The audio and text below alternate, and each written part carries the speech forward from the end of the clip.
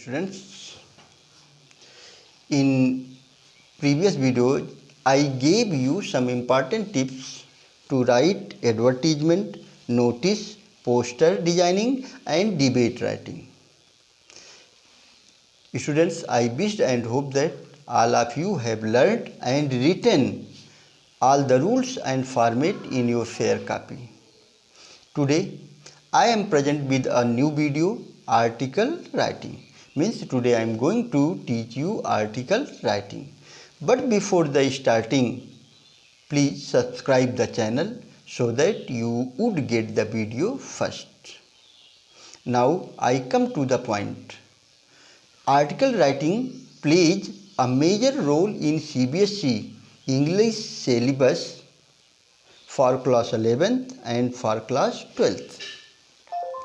It comes in section B, where students are asked to write an article. Generally, it carries 10 marks. Students, साथ में आपको हिंदी में भी बताना चाहेंगे कि ये सीबीएसई बोर्ड के सेक्शन बी से में आता है आर्टिकल राइटिंग, और जनरली यह 10 मार्क्स का होता है. The format of article is divided into 3 parts.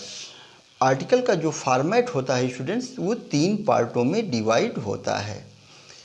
Part first is heading, और you may say that first of all you have to write heading or title of your article. It should not exceed more than 5 to 6 words.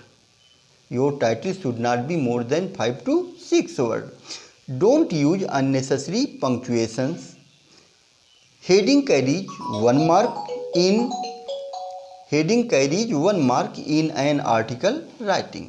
Students, first part होता है आपका heading का या title, जिसको आप कह सकते हैं हेडिंग या टाइटल कहते हैं, उसका होता है.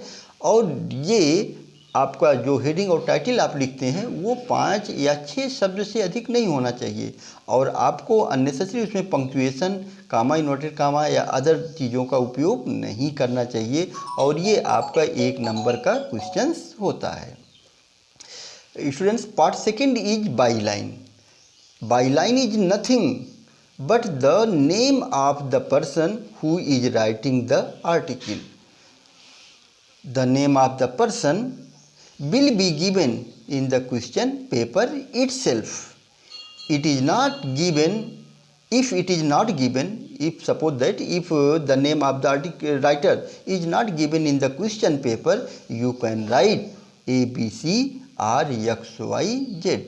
स्टूडेंट, सेकेंड पार्ट जो होता है बाई लाइन का होता है. बाई लाइन कुछ नहीं, बाई लाइन का मतलब होता है कि कौन इस आर्टिकल को लिख रहा है, आर्टिकल के लिखने वाले का नाम होता है. जनरली क्या होता है कि क्वेश्चन पेपर में जो क्वेश्चन रहता है उसमें आर्टिकल जब आता है, क्वेश्चन रहता है, तो उसमें लिखा रहता है कि आप कौन हैं. उसमें जो भी लिखा रहता है अब आपको वही नाम लिखना होता है. सपोज दैट अगर बाई द वे नहीं दिया गया है तब आप वहाँ पर अपना नाम ना लिख करके X, Y, Z या फिर ABC लिखते हैं. Students, part third is body. The body is the main part of article. Generally it consists 6 to 7 marks.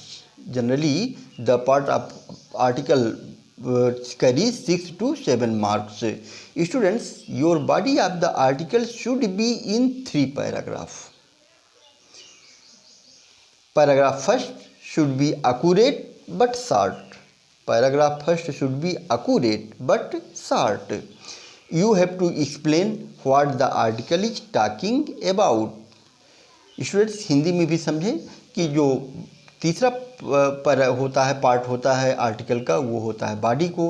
Body का मतलब क्या होता है, जो आर्टिकल आप लिख रहे हैं किसके बारे में लिख रहे हैं, ये उसके बारे में आप डिस्क्राइब करते हैं, पूरा उसमें विवरण देते हैं. और इस बॉडी को जनरली 3 पार्ट में करना चाहिए. पहला पार्ट क्या होता है कि इंट्रोडक्शन का, कि आप किसके बारे में, जो 3 पैराग्राफ बनाएंगे तो पहले पैराग्राफ में आपको ये लिखना होता है, शॉर्ट होना चाहिए, संक्षिप्त में होना चाहिए, बहुत बड़ा पैराग्राफ नहीं होता पहला पैराग्राफ, छोटा पैराग्राफ होना चाहिए, और इसमें आपको शॉर्ट में डिस्क्राइब करना होता है कि किसके बारे में आप लिख रहे हैं. Paragraph second must be complete analysis of the subject matter in question. Paragraph second में क्या होता है कि आपको पूरा विवरण देना होता है कि आपने क्या लिखा, किसके बारे में लिखा। Paragraph third is known as the conclusion paragraph. You should have to write about the solutions or actions taken for the betterment of the problem। Means क्या हो गया कि जो सेकंड पैराग्राफ होता है उसमें आप पूरा बॉडी लिखते हैं, पूरी आर्टिकल को लिखते हैं।